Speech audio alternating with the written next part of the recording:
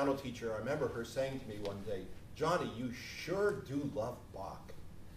Well, my older brothers would go to the public library and bring home recordings of Wanda Landowska playing Bach, and we would sit around listening to the preludes and fugues of the Well-Tempered Clavier. My mother would normally stomp through the room saying something like, "Sounds like an explosion in a guitar factory." So, put up with that. In high school, I did my senior research project on the harpsichord. I wrote quite a paper on the harpsichord, and at the same time, the local college bought a harpsichord. That was an enormous, big deal. So even though my community had a symphony and an opera company, this was the first harpsichord in town. And I made an appointment to go see this rather modest instrument. But it was quite an amazing thing at the time. I did my master's in piano at Syracuse University.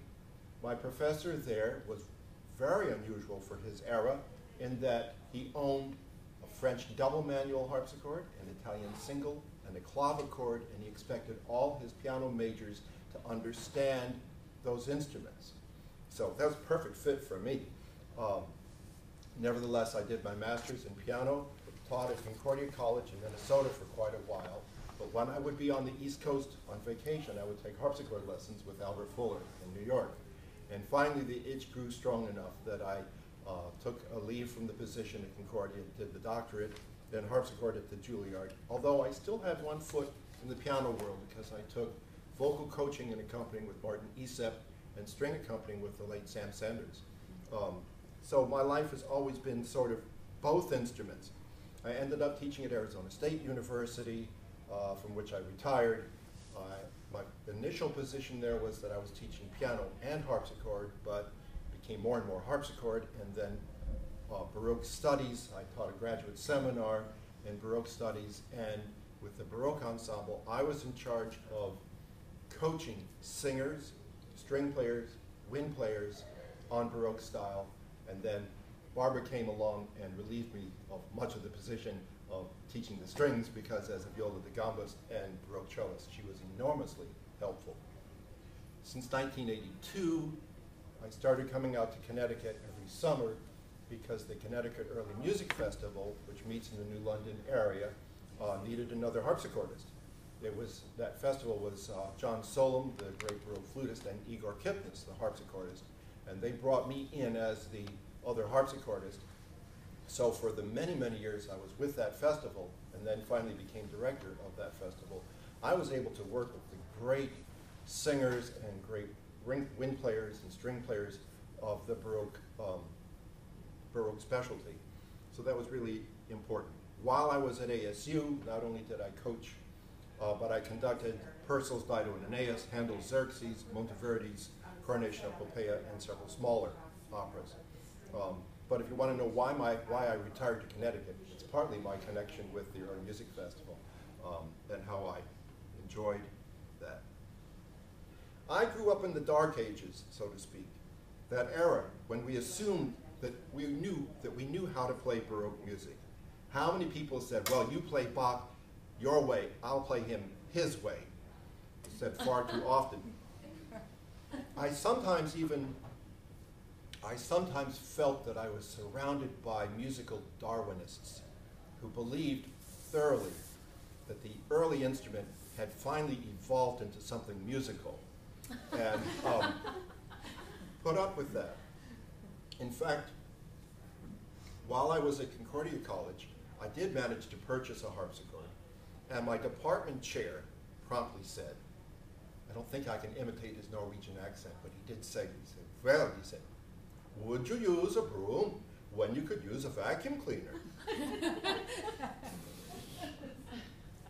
I have no apology, however, for my preferences with this music.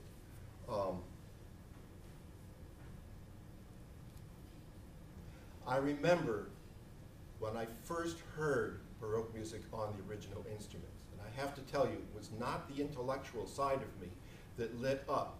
I was overcome with the sound. I was overcome by an immediacy of freedom, and it just spoke to me through and through. But what I hope to do is to give you some ideas today on what you can do as pianists playing Bach, not what you have to do. I try to stop myself and my students when a student will say, how should this sound? No, let's try how could it sound, how might it be able to sound. So why are we here today, especially on such a beautiful day? Well, the problems of playing earlier music, even if you're playing Brahms, there are questions of interpretation. Chopin, problems with what addition, pedal indications, he often changed his mind about certain notes. Debussy, well, the recordings help a little bit, but not so much. Even the problems of playing a living composer. One of my favorite examples of that, the composer Ingolf Dahl wrote a wind quintet, and he sent the manuscript, copy of the manuscript, to a wind quintet that was going to record it. They recorded it and sent him a copy of their recording. Meanwhile, he had added the metronome markings and had it published. He wrote the wind quintet and said, your tempos are right, mine are all wrong. So, in print, is an error through and through. The musicians understood what the composer didn't understand. So, if we have problems with music written that recently, we surely have problems with earlier music. There's always tension about whether to play Bach's music with pedal or without, rubato or not, romantically or not. Here's what I think you need to understand. In the Romantic era, when they did play Bach, pretty naturally they brought him up to speed and played him with romantic affectations. In the early 20th century, some musicians looked at Bach's music and noticed that there weren't any markings on the page. Now, what they didn't understand is that there are fundamentally two different kinds of music notation. One is what we now call work notation. The other is performance notation. Work notation just gives you the notes on the page. If you're a jazzer writing for your jazz band, you don't have to tell them everything. You show them the notes, they know the style. You're writing for them. Bach isn't writing for me. He's not writing for you. He puts the notes on the page. The people around him know the style. So we have work notation, performance notation. Early 20th century scholars looking at Bach and not realizing what I just told you, they say, there's nothing on the page.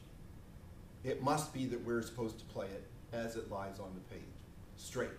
They cleaned up the act. That's what you hear for quite a while. Bach sounding like what it looks like on the page. All the 16ths are equal, all the 8ths are equal, so forth. So I think understanding that helps some. So how do we get this music off the page? How can we achieve? Well, did Bach leave us any performance indications? What indications are there? Well, there are some tempo markings, of course, in the works for solo violin, flute, organ, some of the harpsichord pieces, andante, allegro, so on and so forth. There are dynamics of forte and piano in the French overture and in the Italian concerto. There are slurs in lots of the pieces, not so much in the keyboard works. There is one prelude with fingering, either by Bach or by somebody in his circle. And the fingerings in this case tell us a lot about how this piece could sound. And we'll return to this piece momentarily. There were double stemmed notes in some of his pieces. You know what I mean? Where you've got 16ths and then an 8th note or quarter stem going down at the same time. There are some of that. And there's one really interesting example of that. If you look at your handout, page 1, not the thing at the top, I'll come back to that, but a little further down where it says Couperin's notation for Les Bergeries. You have it? Look up when you, okay? Couperin's notation is somewhere between work notation and performance notation. He does tell us, and the French tended to do this, tell us something about how the piece should be played, partly because he was publishing these pieces. Look at the, this is a pain in the neck to notate as a composer, this F dotted eighth to a 16th, it's tied to an 8th, and oh. But Couperin obviously wants that left hand held, right? He wants very legato. Now, Anna Magdalena Bach had a copy of that piece. When she wrote it in her own notebook, she wrote it the easy way. Just put the notes down, because she knew that you're supposed to hold all these things. This is sort of a Rosetta Stone for us to show us the difference between 18th century performance notation and work notation. So keep this in mind when you're playing Bach. So there are some clues. There are countless treatises and letters from the Baroque period that tell us, and I put a list of them on the bottom of page 4. It's just some of the sources that I used in my teaching and in my reading. The Quant's book on playing the flute, which is actually a book on everything. Tempos and how the orchestra should be laid out and where the instruments are. C. E. Bach, Gemignani. I won't take the time because it's all there for you. Oh, and by the way, I don't see anybody taking notes, and that's absolutely great.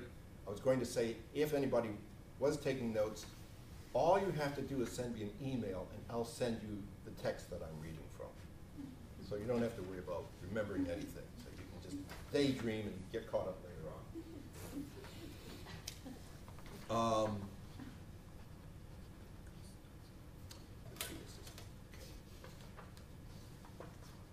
Let's look at the stringed keyboard instruments that Bach knew, because sometimes people have misunderstandings about the harpsichord, what it can do, clavichord, and another really important instrument. Now, at the risk of being accused of blowing my own horn, I have to read a review, and I think I would do this even if the subject weren't me, because it proves a certain point, or point of view. Murray Pariah came out with a recording of the Goldberg Variations, and it's very nice. The same year that I came out with a recording of the Goldberg Variations. Lawrence Vitas, who writes for The Hollywood Reporter, Gramophone, Strings, and Audiophile magazine, did a review. He says, "Of course, pianist Pariah plays like an angel, finds a persuasive synthesis between patrician elegance and quasi-authentic style, and is sumptuously recorded." He likes the Pariah recording. But he says, "But Bach is best on the harpsichord. For comparison, I returned to John Metz's recording on an Alan Winkler harpsichord, a performance that provides a musical experience that is both richly entertaining and deeply spiritual by revealing rather than synthesizing the music's compositional integrity. Thanks to the harpsichord, of course, Metz's performance also enjoys qualities of color and nuance that not even the most sensitive pianist can achieve. On the other hand, a conductor stopped me a couple weeks ago and said, how can you play this instrument that has no expressivity to it? So we need to try to figure out what it is that allows us to make this instrument expressive. I couldn't bring a harpsichord today. I'm going to play the first two measures just as plainly as I can.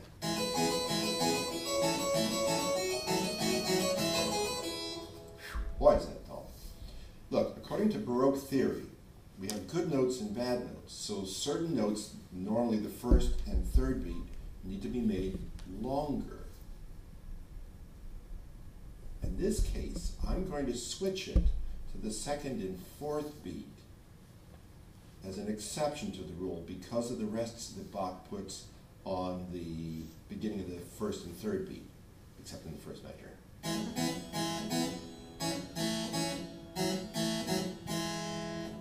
Let me do that again.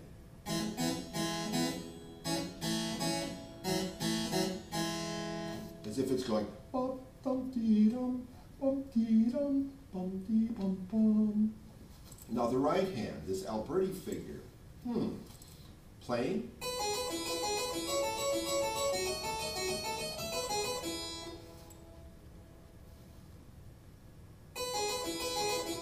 More interesting. I want to hold these out. I'm going to hold a lot of notes over holding them.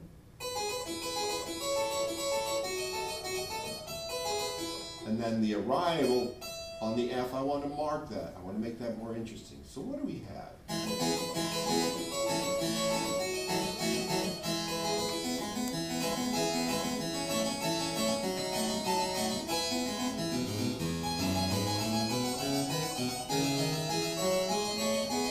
So what's going on in this next section?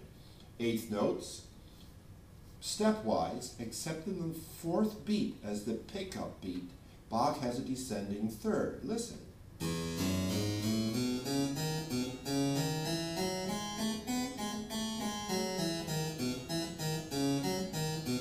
And the cadence is more leapy.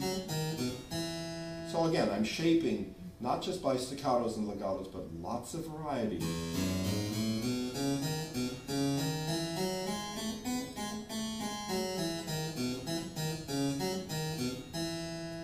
So you really could hear those harmonies implied. Now the right hand has more going on than meets the eye at first glance. Here it is playing.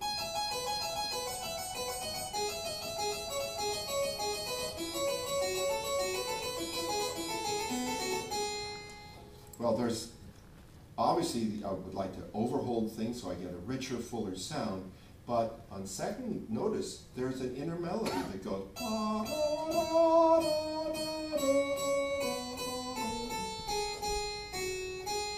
which you pianists can bring out by emphasizing it a little bit dynamically. I can get my share of this pie also.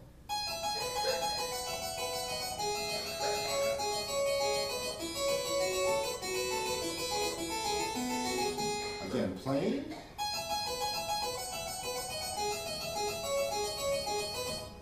A little overholding on that inner portion, inner voice.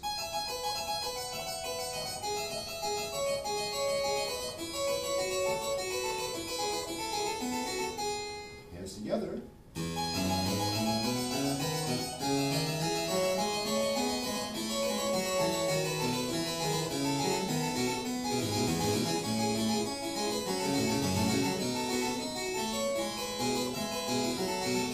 Oh, what's going on here? Playing. Oh boy, I'm ready to go home. How about some expression?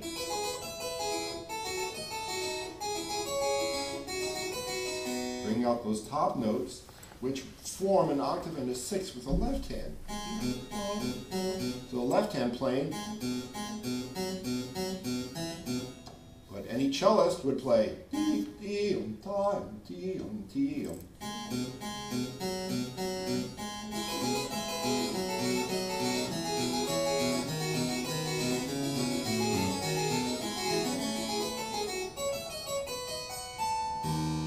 Rest.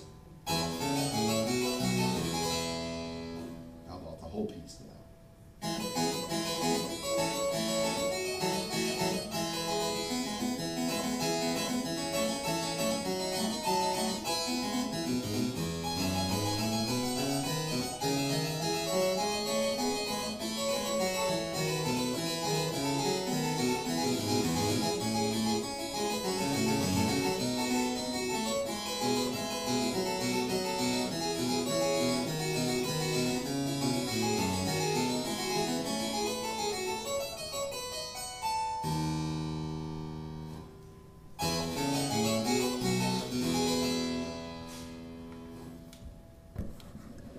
So, let's go on to another.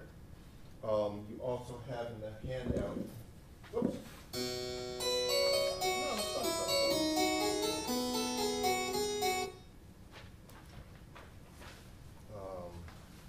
On the second page, just the beginning and the ending of the Bach prelude in C. This piece appears later, where Bach added 32nd notes, becomes a prelude from the Well-Tempered, Book 2. But look at these fingerings. A lot of consecutive thumb, thumb, thumb, like the very ending, or thumb 2. What you really have, there's that inner melody. Look at measure 1. The G, F, E, C, which by Baroque theory would be long, short, be my best friend. be my sweetheart. Bum, bum, dee, bum. You pianists could do overhold and give it a little dynamic oomph. And this is somewhat in the style of an improvised piece. I want you to hear a very nice performance by my 12-year-old student, Noah Schaffner. Let's see. That's right. I've got the right.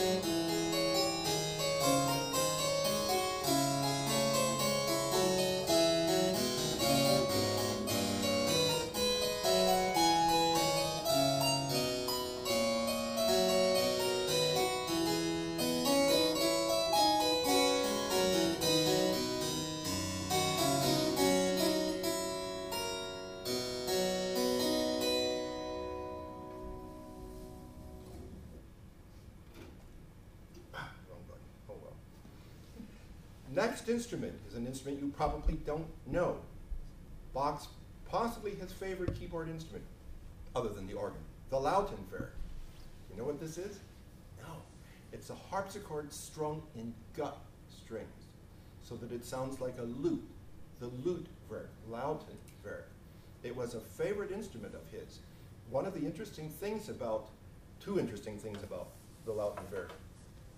One is that it must be miserable to keep it in tune. Gut strings. I mean, Barbara's shaking her head. It's enough to keep a 7-string viola da gamba in tune. But gut absorbs moisture and gives it off, and is very sensitive. But he loved this instrument. The other thing that's interesting is it's impossible to put dampers on a gut-strung instrument. They don't work. If you try to, when the dampers come down on the string, they just go brr, brr. They make an awful sound. So, Bach's favorite keyboard instrument, no dampers. Resonance, constant resonance. Not a lot, just enough. Let's listen to a Lautenwerk. I've got to find the right track. It's track 4. We'll just listen a little bit to save time.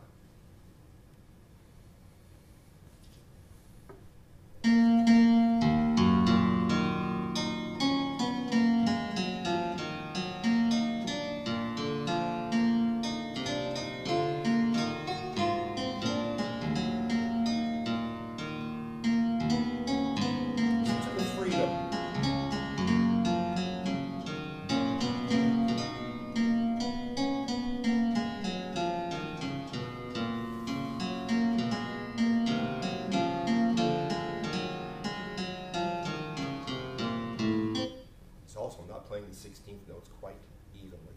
The third instrument, clavichord. Very small instrument. How it works,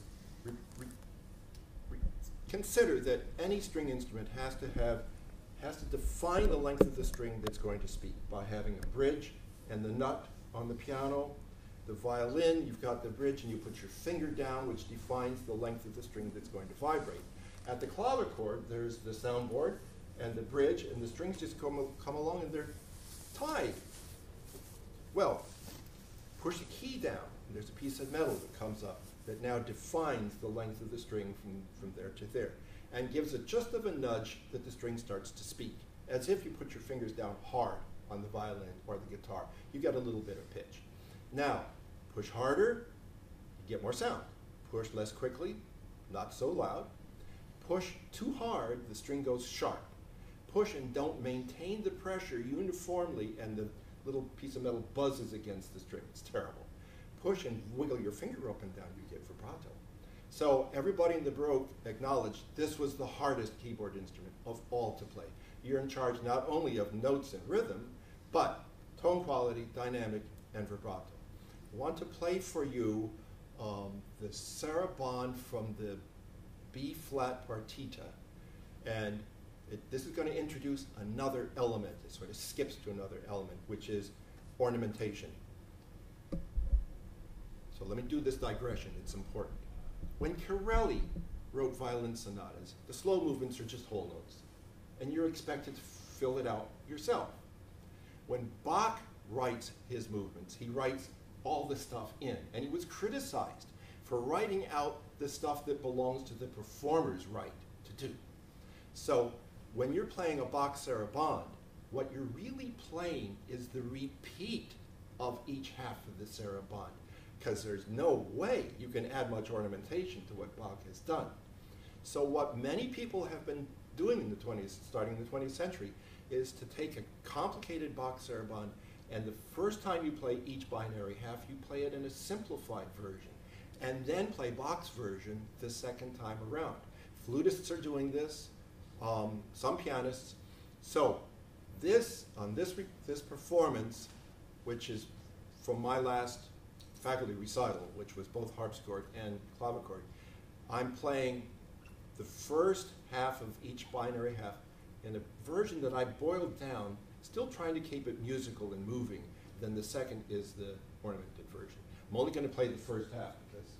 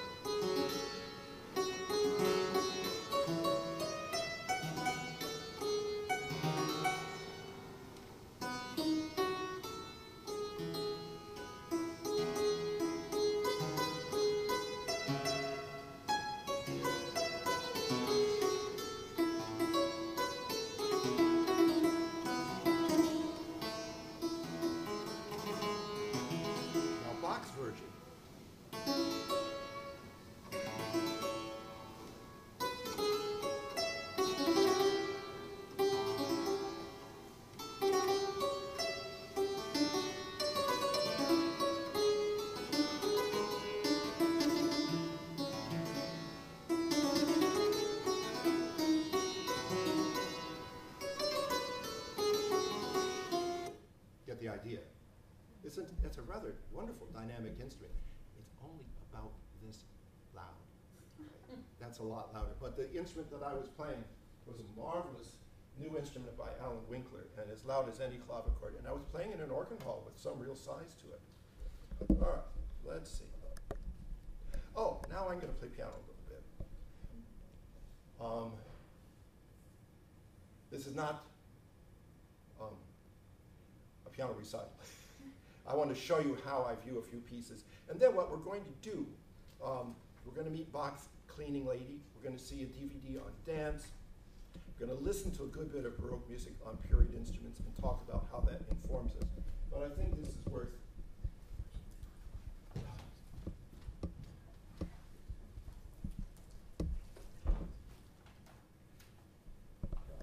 C major invention. I look at it as if the opening subject is 3 rising 16th notes and then 2 falling thirds. Rising, falling. Baroque violinist, so I would try to bring that out. Bach takes advantage of that motive because when he wants to build the phrase, it just keeps it going, does a bleep, does an ornament, and ends on one note only. The left hand drops out. So he builds his own crescendo by pi piling up, by strettoing this figure of the third, which he, of course, is turned upside down. Another interesting thing to notice is when looking at Bach, as he writes melodies, you should consider that very frequently each melody has two melodies in it. Ralph Kirkpatrick, the great harpsichordist, says it's always there. There are always two melodies. Well, I don't know, but frequently. And certainly, for example, at the end of this piece, and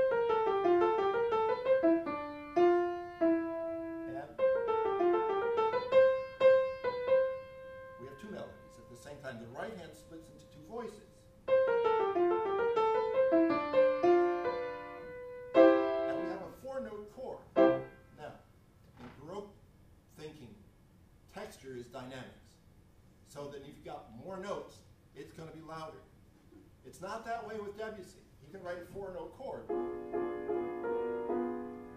it very, very quiet. It doesn't work that way in Baroque music. You get to this four-note chord, don't play the ending quietly. It's full. Plus, and this sort of segues or steps aside into another topic, in Bach's cantatas, very frequently, the end of the vocal line is where the important word is because of the structure of the German language.